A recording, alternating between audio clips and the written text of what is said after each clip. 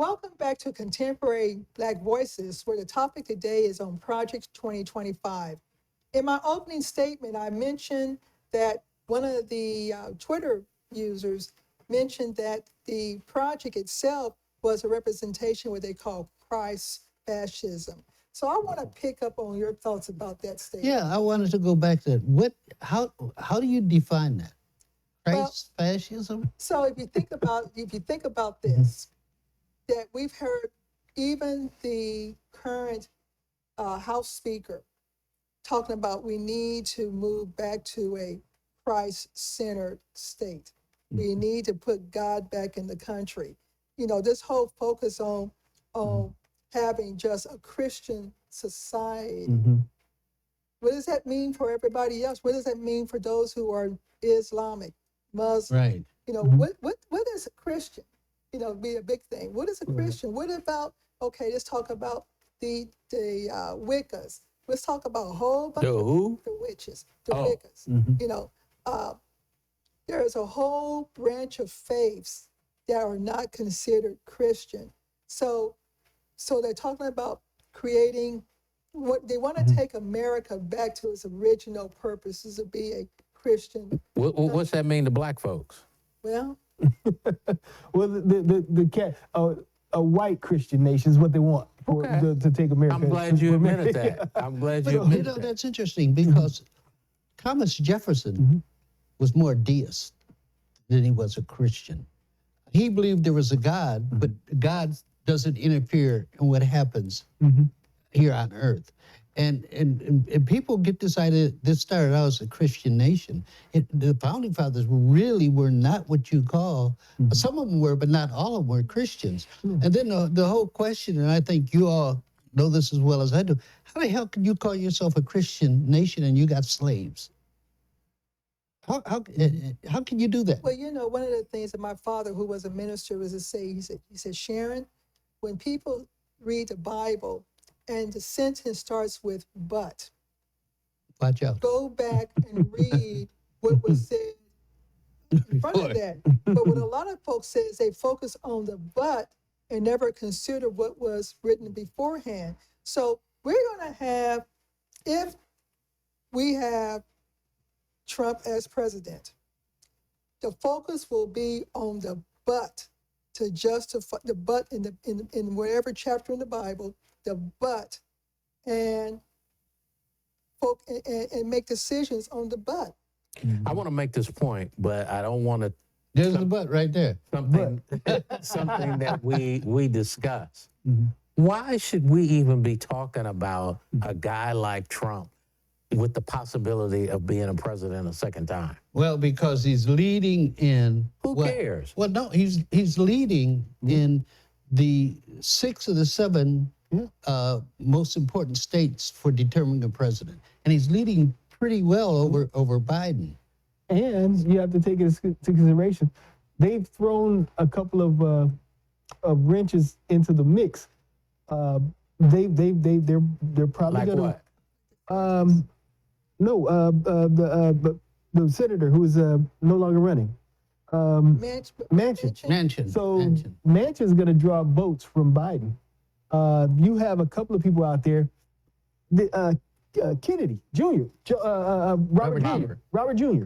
They some of the states he's polling as high as 30%, 33%. Yeah. And some states he's polling 28%, The point I'm 36%. trying to make is that Trump should not even be eligible to be on the ballot. That's my point. You know, this country has really blown. But I don't want to get into that conversation. You know, this country has really blown my mind. This is in relation to the 2025 project. Has really blown my mind on how people, although he hasn't been arrested, he's been arrested, but he hasn't been Put in jail. that there's a huge memory lapse in this country on right and wrong.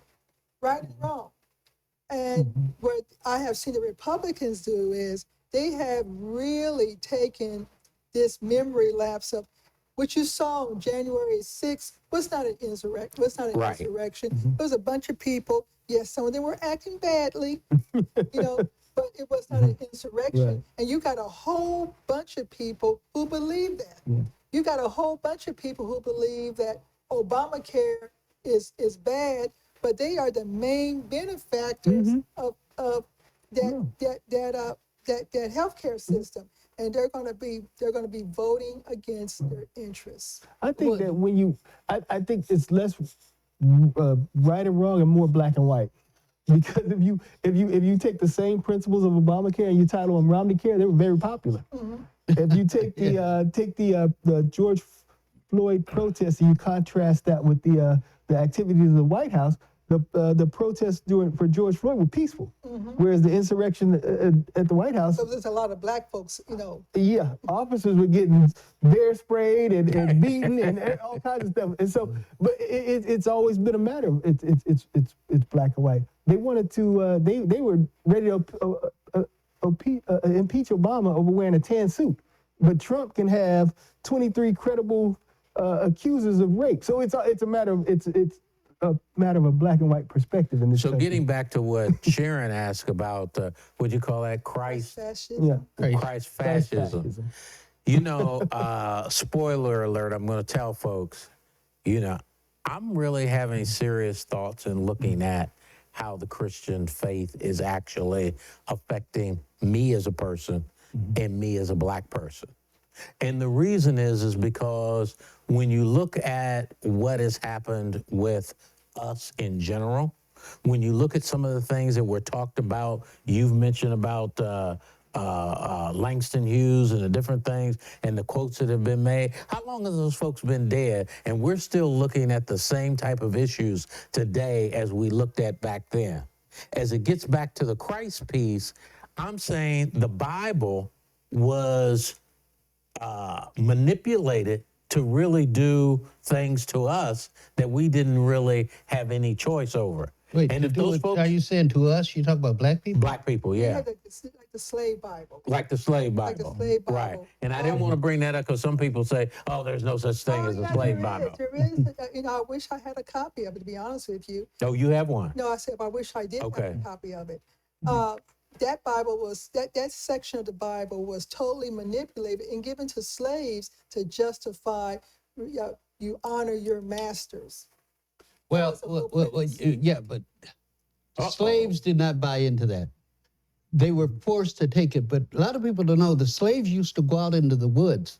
They'd wet their blankets and put them over the trees, and they'd have their own service. Right.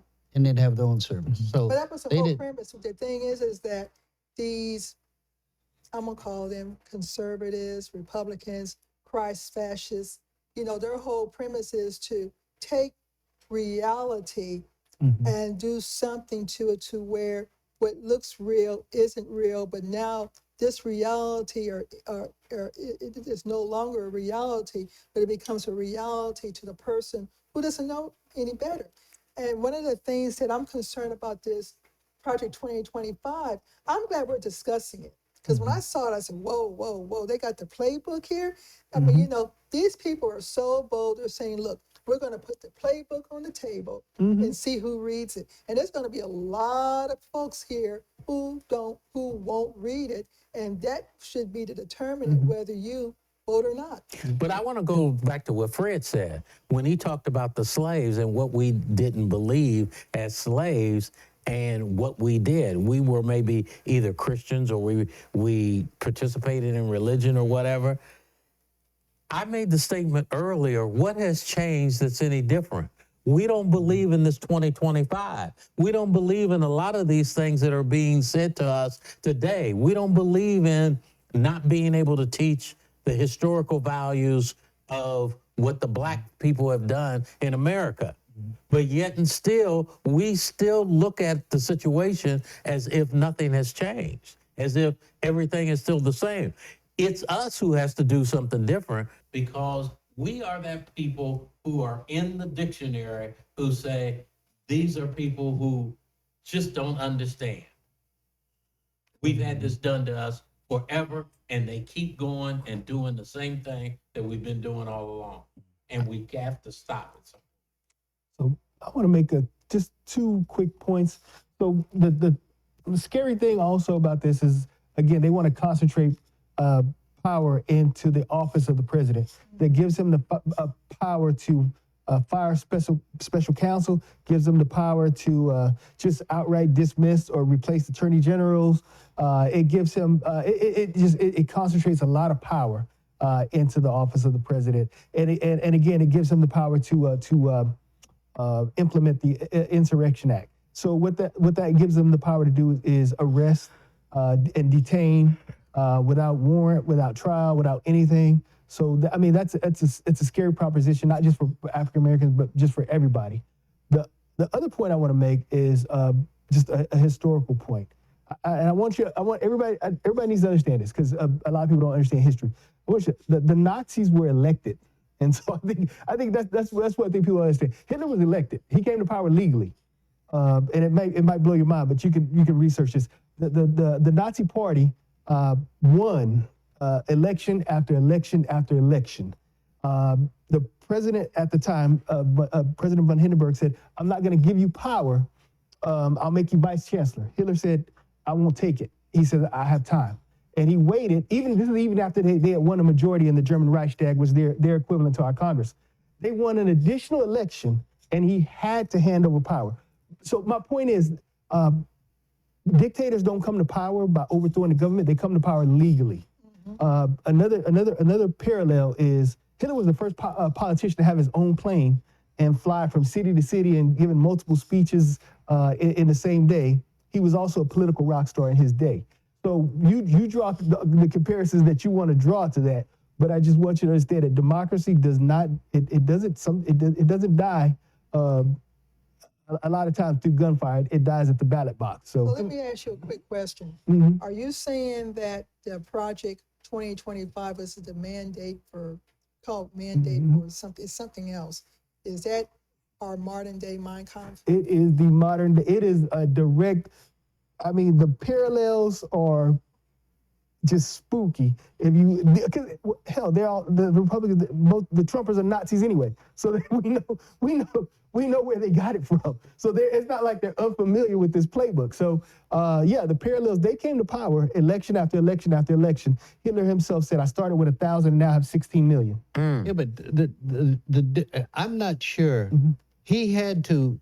The key to his power was control of the military. Who?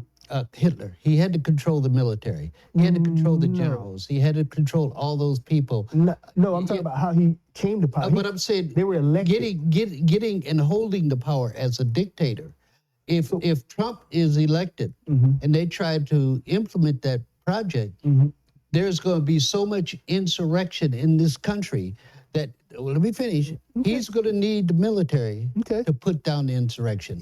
I'm not sure that the generals will necessarily go along with that. I'm not sure they will.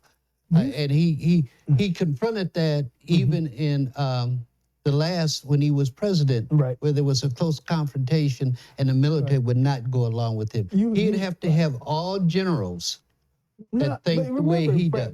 For every Kelly, you have what's the idiot that Obama fired him. He was just a super right. Petraeus, was it? Not Petraeus, the other one that Obama had fired, and he was oh my God, he's out there on the talk circuit. He's so basically for every one Kelly or Milley that you have other far right generals who are in support, who are Republicans. As we come to the end, that is the question. Yeah. That is the question. Will they go along? Does he have enough to enforce this dictatorial power? And with that, we're going to go ahead and close this segment, and we will be back for our hot topics. And I got by without being called Dennis the Menace.